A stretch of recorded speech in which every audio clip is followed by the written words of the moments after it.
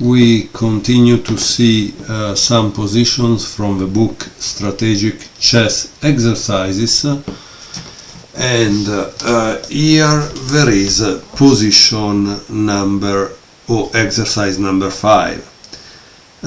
Exercise number 5, you are black to move, and he says, what do you think of f take g4?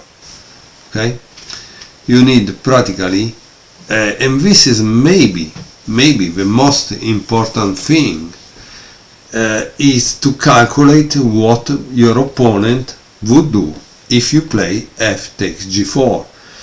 So in this case, the author of the book did a great job, because often we commit this mistake that is just thinking about ourselves, our plan, like if the opponent is not even at the board, you know, and we don't find consistently the best moves our opponent can do. So I hope you pause the video, think maybe 10 minutes, and then you write down all the lines that you found after f takes g4 to answer the question, what do you think of this move? Is it good? Is it bad? What's gonna happen?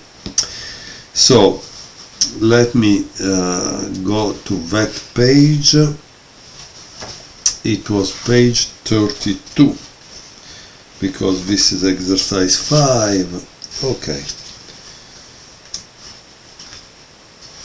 Okay, solution to number 5 is a game between Luis Piazzini and Carlos Guimard, played at Nicosia Championship, Argentinian Championship in 1938. So unfortunately these guys are gone. Okay, so here it says white has just played h4 with the likely intention of playing g5, when he would gain a large space advantage and lasting pressure. This involves calculating a simple variation that gains an exchange for a pawn and evaluating the resulting position. So he's still speaking of f take g4.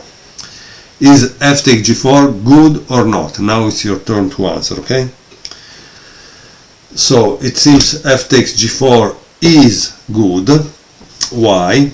Because after bishop h7, king h8, knight g6, king takes h7, knight takes f8, check, but in reality it's not a check, it's a double check, because this is giving check, but also this knight is giving check.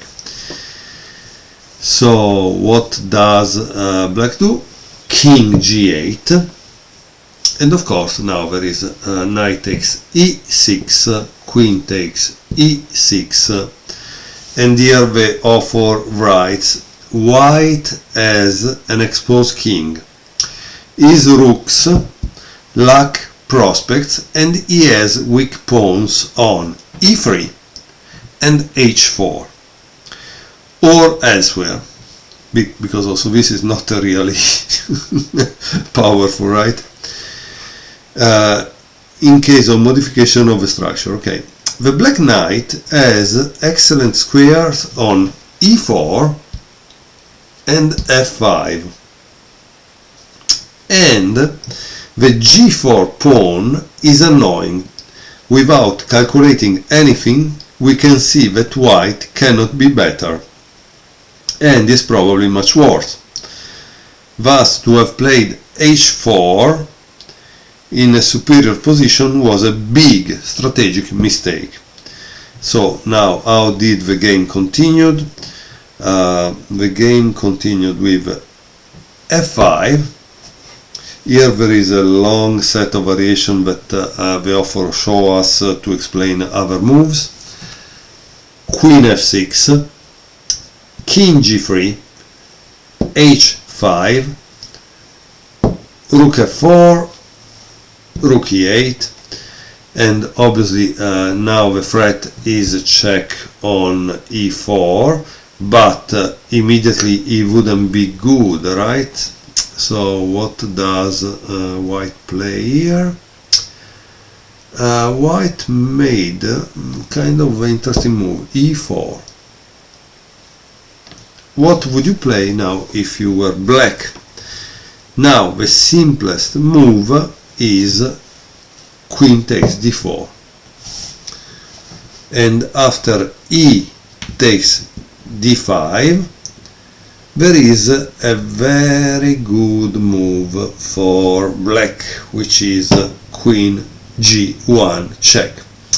And it seems that here white gave up without asking to see what happens after rook g2. Can you find how you would continue after rook g2?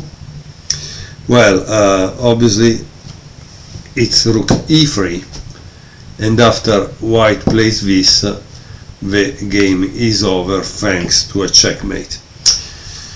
So I hope you enjoyed this position number 5 from this book. I'm going to show you some other position from the book, so you have an idea if you are interested in it or not, and if it's teaching you something or not. It's possible that in the other videos I will also give you the position and read from a book, the workbook written by Jeremy Silman, because in that book he collected many thinking systems, and so I think that sometimes, especially for strategy, we must adopt a thinking system. The thinking system will help us to devise a plan and know on which side to attack. So thank you again for watching the video. See you next time.